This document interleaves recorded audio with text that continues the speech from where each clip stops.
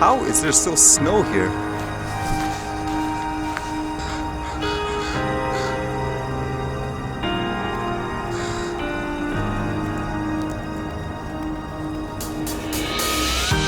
Okay, what did I read today? There's basically a lot of stuff with drones in general, and I guess just video in general, which is kind of interesting. I guess this first one, it says it was from the Enfield Police Department. First responders making it to missing person. So apparently the person was blind from what I gather, and it wasn't until they used a drone where they actually found the person. It says on 2/15/20 at 0843, the Enfield Police Department was contacted by a family member of a blind male party who lives in town due to the fact that he was unable to make contact with his brother, which was unusual. Enfield PD officers responded to take the initial report and thought investigation and knowledge of the victim's past behavior determined that it was likely that he walked away from the home and became disoriented. According to them, it was really cold there, so obviously things like time is of the essence. And it says Vernon CT Police Department was contacted for assistance, and a drone pilot from Vernon PD responded from home to assist. After approximately 30 minutes of searching, the male party was located by the Vernon officer through drone approximately 100 yards into the woods, down an embankment, hidden from view. So that's kind of cool, I guess. The guy was his day off and he basically brought his drone. Made me wonder if it was his own personal drone or if it was the police department's. So according to this anyways, the guy was lost. He's blind for 33 hours out there. And I guess because of the drone and stuff, they basically found the person, which is kind of cool. Makes me wonder too there, as the police department, if there's an emergency, like here for example, if there's someone missing like a child, there would be those alerts. Would you actually accept the help from, let's just say, someone who owns a drone, can fly competently and all that, but then let's just say regulations, for example, they say, oh, you can't fly over people and this and this. Because it reminds me of one of the story here in Canada, actually, there was a missing person, like a body, and what the guy did was he actually hired like a teenager to fly the drone around to search for the, I guess, missing body. But because of the regulations and stuff, technically what that guy did and that kid was illegal. But then people were saying, well, the police and stuff wasn't helping him anyways, so what's the big deal in this case? So it makes you wonder, in that case, would you be willing to let people fly the drone like this if it could help and save a life? Even though technically, currently, with how things are written, it's, I guess, illegal in many ways. So with that, it kind of made me think of that in terms of using drones for various things. This one, basically, it was in a campus in a school, and apparently there were students using drones to actually deliver items like food to people. It says app uses drones to deliver across campus, and apparently this app is called Kiki Air. It says hungry college students now have a new way of receiving snacks and sundries. Drone-based package drops across campus without a delivery fee. Kiki Air, a new student startup, offers products sorted into 4 categories: candy, snacks, healthy, and essentials, delivered to specific drop-off locations around campus, including residential colleges, commonly frequently walkways, and on old campus. The startup, which is currently undergoing beta testing using their iOS app, promises to be more efficient, environmentally friendly alternative to traditional car or walking-based delivery services. It's probably faster, but I don't know how that's more, I guess, environmentally friendly than just walking around the place. The company is conducting their testing with a small sample of students who can order by obtaining a referral code from one of the startup's ambassadors. After the testing period, the app's developers plan to create an Android app and eventually expand beyond Yale's campus, saying, quote, "The convenience store business model hasn't been updated in hundreds of years," said co-founder Kat Orman, 22. "Delivery is expensive, inefficient, and pays drivers terrible wages. We created Kiki Air because we want to bring that model into the future in a way that creates real jobs and reduces carbon footprint." So that's kind of interesting. Basically, they're not in the business of, I guess you can say, drone delivery in a sense. They're basically in a business of, I guess like they say, kind of changing how people think of like a convenience store, where this is the convenience store, you order it and they're just gonna drop it off to you. So the fee you pay is basically the fee you'll pay for the product in general, as if you went to the store. It says in its current model, after an order is placed and dropped off location is selected by the app's users, sundries are loaded into packages and attached to drones. Once a drone is near the selected drop-off location, a Kiki Air pilot and another Kiki Air staff member call the customer to ensure that the area can safely receive a package, clear of birds, trees, and other potential obstacles. The drone then drops the ordered snacks in a padded envelope for pickup. while by the sounds of it, they have permission from the campus and stuff to do this, it made me wonder how they actually got around all those US regulations with the drones. Like, did they? Or are they just doing it just for the sake of, I guess, testing it out as a project? Would that be, I guess, quote, legal? Kind of like what that concept I said earlier. It says here though, still, the company's first few weeks on campus have not gone without controversy.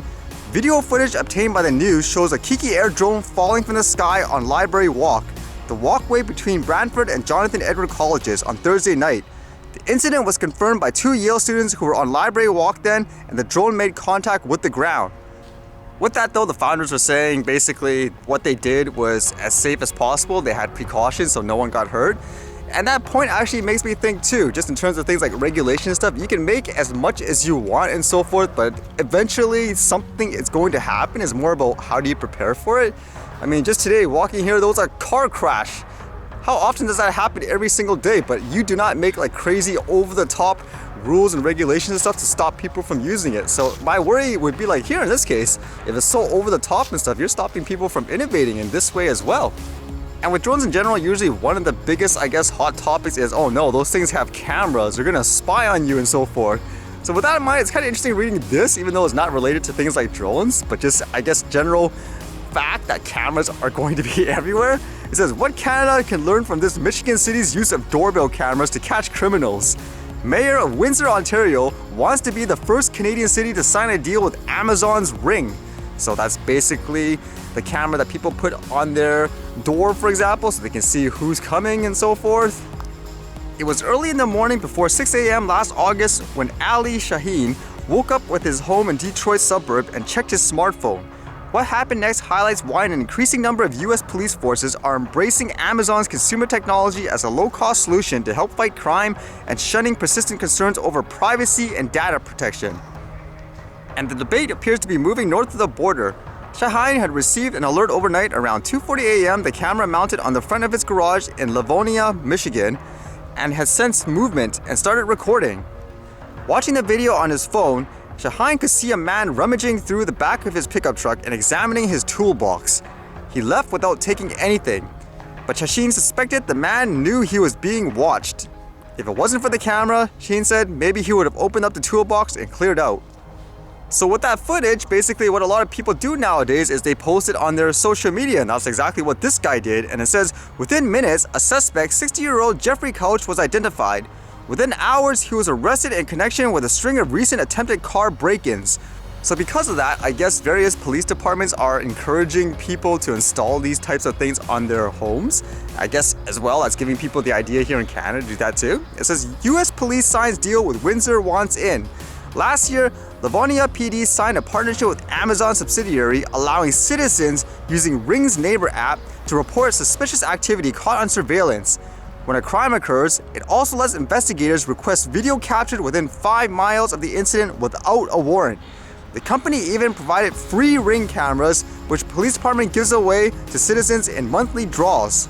So that's kind of interesting in that sense, where again, people are so afraid of things like a drone having a camera. They're gonna be everywhere in this case, if that holds true basically, where everyone's gonna have this and you basically give everyone, I guess, or here at least, like authorities permission to access your camera footage and everything like that. So yeah, I mean, they're everywhere, and of course there's various points saying there's privacy concerns, but of all the things to worry about, especially with drones that have what, wide angle lens for the most part, generally speaking, those cameras are everywhere.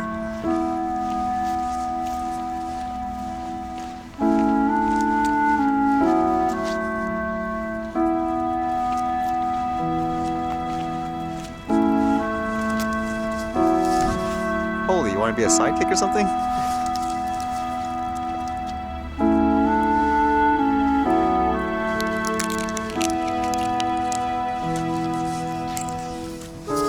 I'll probably run away with this.